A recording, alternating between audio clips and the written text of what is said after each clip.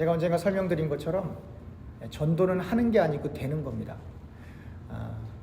여러분들 주변에 오랫동안 교회를 나오셨던 분도 있고 또 최근 들어서 오시는 분들도 있는데 여러분 한번 곰곰이 생각해 보세요.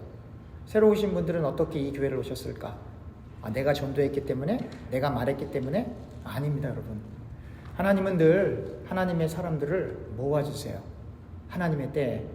하나님이 특정한 어떤 특별한 사람들 때문에 교회를 세워가시는 게 아니라 하나님의 뜻과 경륜 가운데 하나님이 하나님의 교회를 이끌고 가시는 거예요. 여러분 믿으십니까? 그래서 여러분들과 제가 할 일은 사람을 의존하는 게 아니라 성경에서 무엇을 말하고 있나, 정말 하나님이 우리에게 무엇을 이야기하고 있나, 거기에 중심을 다 둘 뿐이에요. 그리고 우리는 그 일 마무리하고 이 세상 지나가는 것 뿐이에요. 어떠한 사람들도 세상을 살아가면서 실패하기를 원하는 사람은 없어요. 자기가 원하는 일 잘 되기 원하죠. 기왕이면 결혼할 때도 얼굴도 예쁘고 돈도 잘 벌고 착하고 그랬더니 어떤 분이 그러더라고요. 그건 기본이죠. 그럼 누가 결혼할 건데요? 그러니까 그렇게 자기가 원하는 사람 만나고 싶잖아요. 또 직장에 가서도 내가 원하는 것만큼 진급하고 싶잖아요. 비즈니스를 해도 다른 사람이 한 달에 만약에 1,000불 번다면 나는 10,000불, 100,000불 벌고 싶은 게 비즈니스맨들 아니에요? 그게 솔직한 심정 아니에요? 그러니까 누구든지 자기가 하는 일들이 잘 되기를 원해요. 실패하는 건 원하지 않아요. 그래서 사람들은 공부도 열심히 하고 일도 성실하게 하고 그리고 좋은 관계도 유지하고 힘 있는 사람과 또 이렇게 만나기도 하고 기타 등등을 하지만 그러한 노력들로 인하여 항상 하던 일이 잘 되냐 이 말이에요. 그렇지 않은 경우들도 많다라고 하는 거예요. 제가 언제 말씀드렸잖아요. 어떤 부부가 이제 기독교는 아니고 천주교 집안인데 어찌됐건 신앙생활을 열심히 하면서 그런 표현해요. 나는 살면서 자녀 때문에 고생해 본 적이 한 번도 없어요. 그만큼 착하다는 거예요. 제가 그분의 아들을 알거든요. 정말 한국말도 잘하고 영어도 잘하고 너무 착하고 공부도 맨날 1등이고 엄마 아빠 늘 걱정하고 엄마 너무너무 사랑하고 근데 그 21살 때 머리가 아프다고 해서 병원 갔더니 머리에 뭐가 있대요. 그런 그 애를 넘기지 못하고 세상을 떠났어요. 그 엄마는 그 아들을 생각하며 나는 우리 아들만 봐도 힘이 난대요. 근데 그 아들 어디 갔어요? 그러니까 그 엄마를 위로할 방법이 이 세상에 있겠어요? 없겠어요? 그러니까 하나님 왜 이런 일들이 일어납니까? 라고 우리는 물어볼 수 있겠지만 그런데 이러한 일들이 이 세상 가운데 얼마나 많이 일어나는지 통계적으로 우리 주변엔 잘 모르겠지만 통계적으로 이러한 일들이 얼마나 많이 여러분 대학교에서 총기 사고 나면 막 10명씩 20명씩 죽을 때 그 자식들 다 귀한 자식이에요. 다. 근데 그런 일들이 일어난다 이 말이에요. 봉고차를 타고 갔는데 교통사고 났는데 그 중에 7명 중에 꼭 한 사람만 하나님 나라 가는 사람이 있다 이 말이에요. 나머지 멀쩡한데. 그럼 부모 입장이 어떡하겠어요? 그러니까 이렇게 말도 안 되는 일들이 우연처럼 일어나는 것 같지만 이 세상에는 정말 넘버만 통계적으로 볼 때는 이러한 일들이 수도 없이 일어나고 있다라고 하는 거예요. 여러분 멀리 갈 게 뭐 있어요? 뉴스만 한번 보세요. 우크라이나 지역 얼마나 많은 사람들 죽어가고 있겠어요. 상상이나 했겠어요? 자기들이 사는 도시에 미사일이 떨어진다는 상상이라도 한번 해봤겠어요? 지금 6.25도 아닌데? 그러니까 그러한 일들이 오늘날에도 일어나고 있다라고 하는 거예요. 한 치 앞도 우리는 내다볼 수 없어요. 다시 말하면 주님께서 하신 성경에서 하신 모든 말씀은 우리의 이 현실과 상관없이 저 먼 나라에 있는 옛날 얘기가 아니라 이 말이에요. 여러분 왜 성도들이 말씀을 안 읽는 줄 아십니까? 믿음이 없어서 그래요. 왜 믿음이 없냐? 창세기 1장 1절도 못 믿어요. 태초에 하나님이 천지를 창조하시니라. 이 무슨 말이에요? 이 피조 세계에 존재하는 모든 말씀은 모든 세계는 하나님이 빛이 있어라 빛이 있는 거예요. 하나님께서 말씀하시면 아무것도 없는 중에 뭐가 생기는 거거든요. 능력이거든요. 근데 그걸 안 믿어. 그러니까 하나님이 말씀하시면 그게 이루어지는 우리가 그러잖아요. 전능하신 하나님 Almighty. 이 전능이란 말을 알고 있는데 그것을 안 믿는 거예요. 전능이라는 게 뭐예요? 못하시는 게 없다는 거예요. 실수하시는 분이 아니라 이 말이에요. 그러니까 그걸 못 믿고 안 믿기 때문에 성경을 안 읽어요. 그렇다고 우리의 모든 인생의 답이 성경에 있다, 그런 측면은 아니에요. 성경이 일관되게 이야기하는 건 예수 그리스도 한 분인데, 여러분들과 제가 정말 말씀을 믿고 하나님을 믿기 시작하면 하나님이 무슨 생각을 해야 되는지 알아야 될 거 아니에요. 하나님이 뭘 기뻐하시는지 알아야 할 거 아니에요. 여러분 다 자동차 있으시죠? 여러분 자동차 망가지면 어디 갑니까? 우리 교회 어떤 집사님은 집에서 그걸 다 고치시더라고요. 그런 집사님이 계세요, 정말로. 예. 근데 여러분들과 저처럼 자동차에 대해서 잘 모르는 사람들은 어디 갑니까? 예. 저는 자동차를 만든 그 회사에 있는 그 딜러를 가서, 다른 분들이 그러더라고요. 조금 비싸다고 하더라고요. 근데 저는 자동차에 대해서 전혀 모르기 때문에 갖다 주고, 업데이트라 그러면 업데이트하고, 고치라 그러면 고치고, 바꾸라면 갖추고, 그냥 다 돈 줘요. 그럼 뭐 하는 거예요? 그걸 만든 회사에게 맡기는 거잖아요. 만든 회사에게. 모르니까. 여러분들과 저는 누가 만들었어요? 하나님이 만든 거 아닙니까? 그럼 문제가 있으면 어디를 가야 돼요? 하나님 앞에 가야죠. 우리를 만들어주신 하나님 앞에 가야지. 왜 엄한 데 가세요? 스트레스가 쌓인다고 엄한 데 가지 마세요. 하나님께로 오세요. 하나님이 우리를 만드셨잖아요. 하나님께 우리를 그냥 온전히 맡기세요. 부분적으로 맡기면 안 돼요. 제가 견적서 나면 이거 너무 비싼데 좀 싸게 해주면 안 돼? 내가 여기 10년 이상 왔잖아. 그러면 그 사람들이 뭐라 그러면, 그래 조금 싸게 해줄게. 20% 30% 어떤 경우에 40%까지 디스카운트 해주더라고요. 딜 하세요. 부탁하면 해주더라고요. 근데 다른 데는 안 가요. 자동차가 만들어진 그 회사에 가서 맡겨요. 저 같은 경우는. 그렇다고 혹시 정비소 하시는 분 혹시 계시는데 저 때문에 또 시험 드시면 안 됩니다. 이거 저는 그렇단 얘기예요. 그리고 참고적으로 정비소 하시던 분들도 원래 거기서 일하시다가 나오셨으면 그분들이 더 잘할 수 있어요. 예를 들면 종합병원에 있는 의사 선생님이 거기서 열심히 프랙티스를 한 다음에 자기 개인 사무실 차려요, 안 차려요? 그분들은 더 잘할 수 있죠. 그런 측면을 얘기하는 거예요. 그러나 제가 말씀드리고 싶은 요지는 뭐냐면, 자동차가 됐던 사람이 됐던 컴퓨터가 됐던 그 자동차, 컴퓨터, 사람은 그걸 만든 분이 가장 잘할 거 아니에요. 그 얘기를 하고 싶은 거예요. 다시 말하면 여러분들과 제가 인생의 문제와 인생의 갈등과 슬픔을 스스로 해결하려고 하지 마세요. 누군가에게도 의탁하지 마세요. 누구에게만 의탁해야 돼요? 하나님께만. 성경을 읽으면 읽을수록 너무나 분명해져요. 여러분 다 영화 보시죠? 영화 볼 때요, 영화 속에 등장하는 사람들은요, 자기가 하고 싶은 말 하는 거 아닙니다. 대사 달달달달 외워야 돼요. 대사 틀리면 NG, 빠꾸, 다시 해. 고기 하나 들리는 거, 한 발자국 걸어가는 거, 사물 하나 만지는 거, 감독이 보고 야 그거 아니야, 하지마. 그리고 말 안 들으면 어떻게 시켜요? 그 사람 빼버려요. 영화 속에서. 연극 같은 경우에서는요 막 욕해요. 사실은 이제 영화는 잘 모르겠지만 연극은요, 연습하다가 막 안 내잖아요. 그러면 연극 그 연출하는 사람이 막 XXYY 그러고 막 울고 막 그런다고요. 그래도 안 들으면 너 가, 그리고 다른 사람 뽑아버려요. 하고 싶은 사람이 너무 많으니까. 그러니까 이 몰리게 연극이고 영화고 그 무대에서 연출되는 건 감독이 전부 다 컨트롤 하는데, 그렇게 컨트롤 하다가도 실수가 나와요, 안 나와요? 나오거든요. 그건 사람이니까. 근데 여러분, 하나님은 사람이 아니에요. 하나님은 전능하신 분이세요. 실수가 없으세요. 하나님이 연출하고 계신 거예요. 여러분들과 저의 인생을. 여러분 믿으십니까?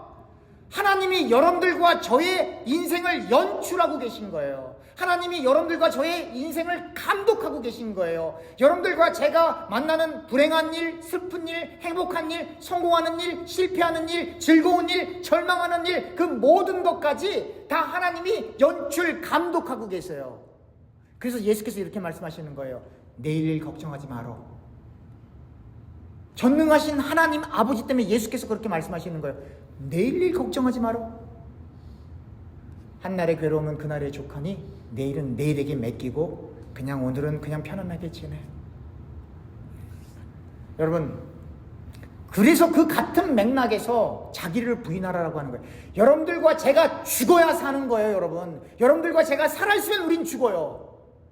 여러분들과 제가 자기 부인을 당해야 여러분들과 제가 우리 인간을 만드셨던 그 하나님의 뜻을 이해할 수 있어요. 신학의 태제 가운데 하나님을 아는 지식이다라고 하는 표현이 대단히 중요한 표현이거든요. J.I. 패커라고 하는 분이 신학자인데 그런 책을 써서 막 책이 많이 팔리기도 했는데, 사실 그 내용은 그분 말씀하시기 이전에 존 캘빈의 기독교 강경 1장 1문 제일 첫 페이지만 열어도 나와요. 하나님을 아는 지식. 근데 더 정확히 이야기하면 하나님을 아는 지식이 아니고, 무슨 인간이 어떻게 하나님을 알아갑니까? 다른 종교는 인간이 신을 찾아가는 종교지만 기독교는 그런 종교가 아니에요. 기독교는 하나님이 찾아오시는 거예요. 기독교인들을 박해하는 바울을 하나님이 일방적으로 찾아가시는 거예요. 80세가 되어서 아무런 힘이 없을 것처럼 보이는 모세, 하나님이 찾아가시는 거예요. 내 민족을 출애굽시켜. 저는 못해요. 그래도 가. 저는 말 못해요. 아론 데려가. 그렇게 하나님께서 그냥 밀어붙이시는 거예요. 인생의 감독자여 연출자이신 창조주 하나님께서.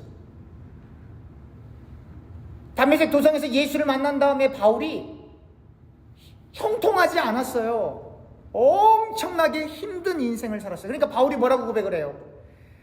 내가 이렇게 당하는 고난 빼놓고는 너희들도 다 나처럼 예수 믿었으면 좋겠어. 그러나 내가 당하는 이 고난 빼고는, 그러니까 제가 언젠가 말씀드린 것처럼 뭐 낮에 해처럼 뭐 밤에 달처럼 그렇게 살 수는 없을까? 뭐 바오로처럼 뭐 베드로처럼 그렇게 살 수는 없을까? 그 찬양 부르면서 막 울고 그러시들 하는데 진짜입니까, 여러분?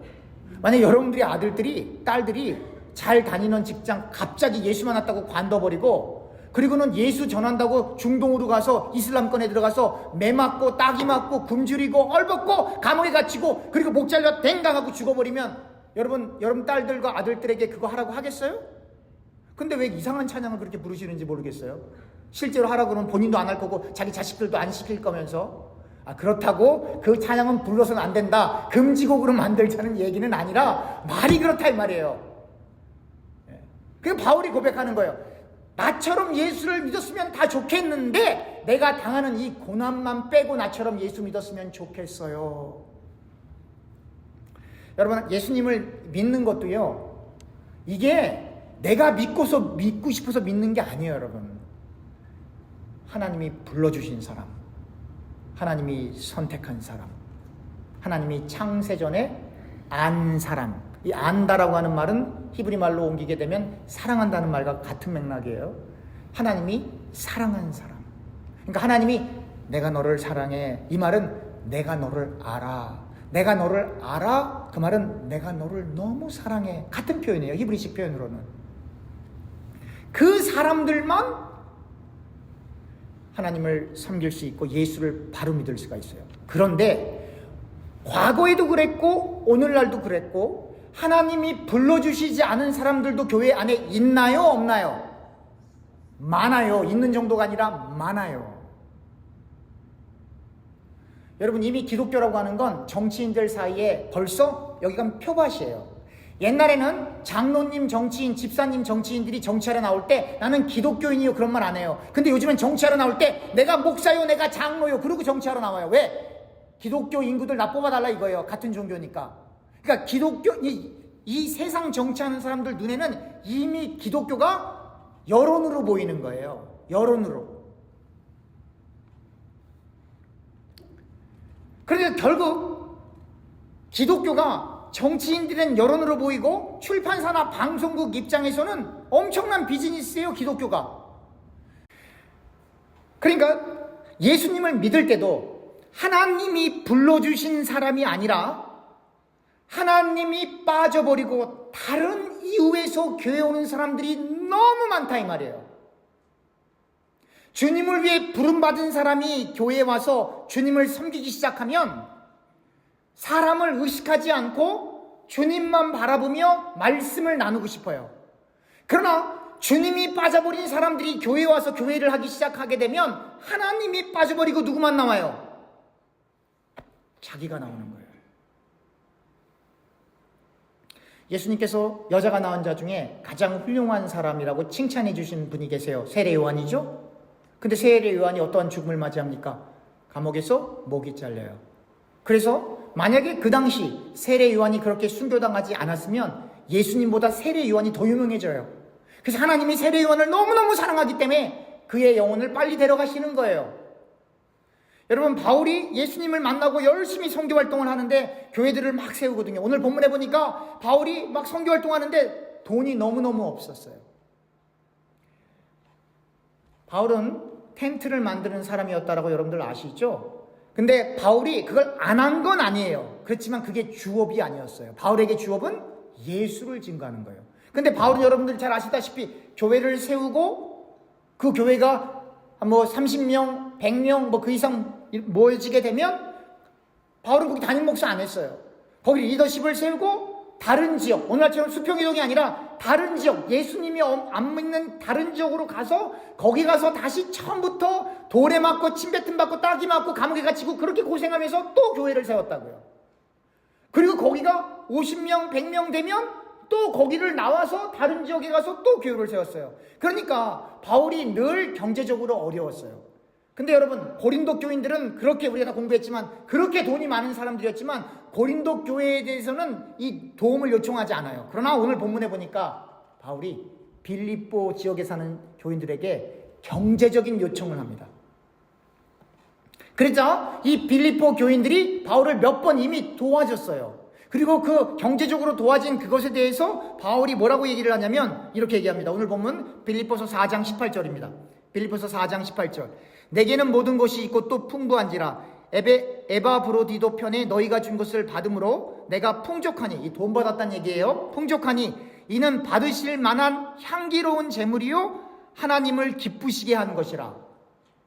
그러니까 경제적 도움을 받았는데 바울이 그걸 표현할 때 어떻게 표현하냐면 구약의 하나님 앞에 예배드리는 제의적 활동처럼 그렇게 하나님께 드리는 받으실 만한 향기로운 제물이요 하나님을 기쁘시게 한 것이라. 그럼 제가 사입이 2단이면 이게 얼마나 좋은 찬스인지 몰라요. 많이 바치세요 이러면 끝나는 거예요. 근데 그 의미가 아니에요, 여러분. 바울이 만약에 성도들이 전부 연부하고 바울에게 돈 주는 것이라고 한다면 그러면 모든 교회들에게 일관되게 다 받아야죠, 바울이. 근데 그렇게 안 했다 이 말이에요. 뭘 얘기하는 거예요? 바울이 여기서 이야기하고 싶은 건 뭐냐면 얼마만큼 헌금을 했냐, 얼마만큼 누구를 도왔냐, 그 이야기를 하고 싶은 것이 아니라 하나님의 일을 함에 있어서, 교회를 세워감에 있어서 꼭 필요한 것들이 있었는데 내가 부탁해서라기보다도 하나님의 은혜 가운데 그것이 채워져 그 물질을 가지고 교회를 세우는 일에 열심히 했다 이 말이에요. 다시 말하면 얼마만큼 헌금을 했냐, 헌금을 해라, 헌금 강요적으로 설교가 가면 절대로 안 되고, 이건 무엇을 얘기하는 거냐면 예배는 삶으로 드리는 게 예배다라고 하는 거예요. 오늘 이 본문은 아니지만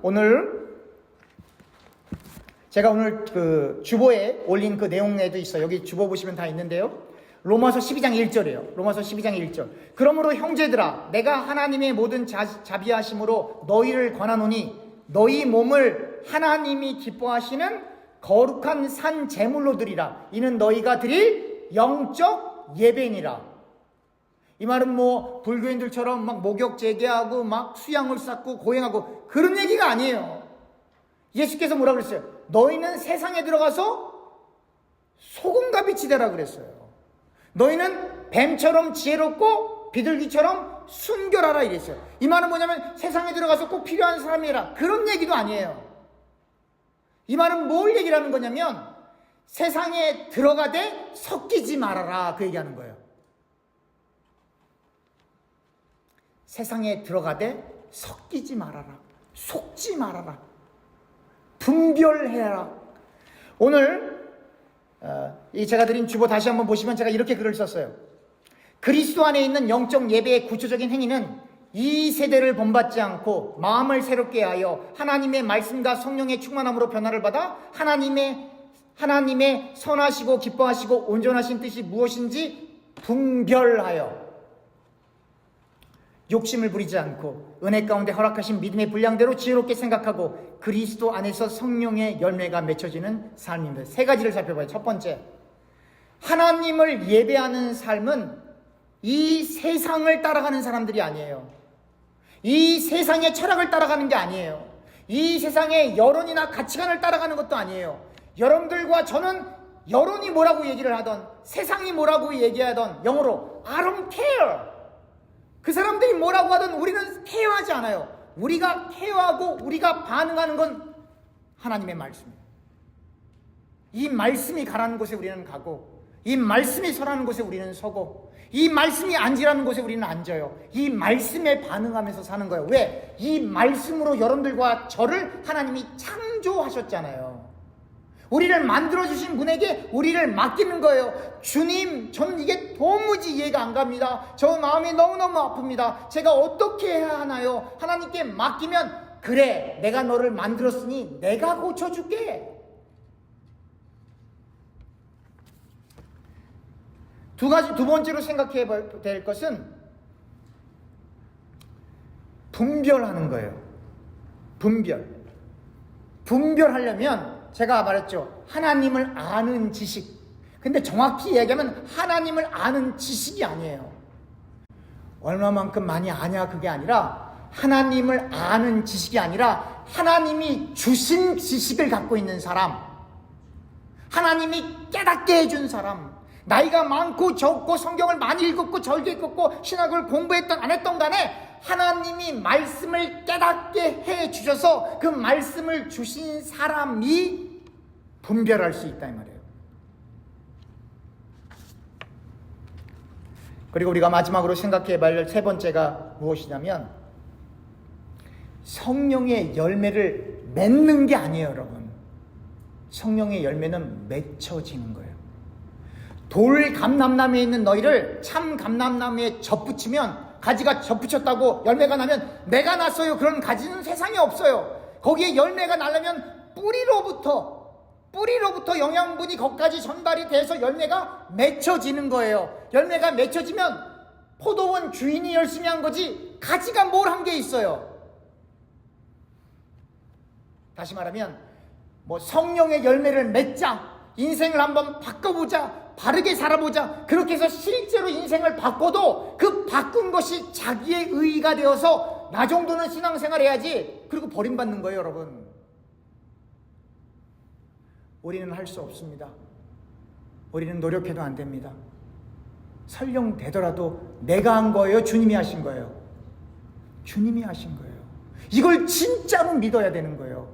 이게 안 믿어지니까 교만한 거예요. 이게 안 믿어지니까 자기가 세상에서 제일 잘난 줄 알아. 이게 안 믿어지니까 어디를 가도 내가 다 이끌어야 돼. 내가 없으면 안 되는 줄 알아. 아니에요, 여러분. 하나님이 하나님의 때에 하나님의 말씀으로 우리를 써주시는 것만 해도 땡큐한 거예요, 여러분. 아무리 제가 생각을 해보고 아무리 성경을 연구해보고 읽어봐도 진짜 기적 중에 기적은 이렇게 설교하는 설교를 듣고 계신 여러분들이에요. 세상은 다 뭐라고 얘기하는데요? 네가 원하는 게 뭐야? 너의 어려움을 누가 제일 알아? 여러분들의 어려움을 누가 제일 알아요? 하나님이라고 우리는 고백하지만 세상 사람들은 뭐예요? 네가 가장 제일 잘 알잖아. 너 스스로 위로해. 그렇게 나온다고. 세상은. 성경은 뭐예요? 우리의 아픔과 연약함을 누가 제일 잘 알아요? 하나님이에요? 우리 자신이에요? 하나님이에요. 이 아픔과 상처를 고쳐주실 분 하나님이에요? 나 자신이에요? 하나님이에요. 하나님이 더 잘 아세요.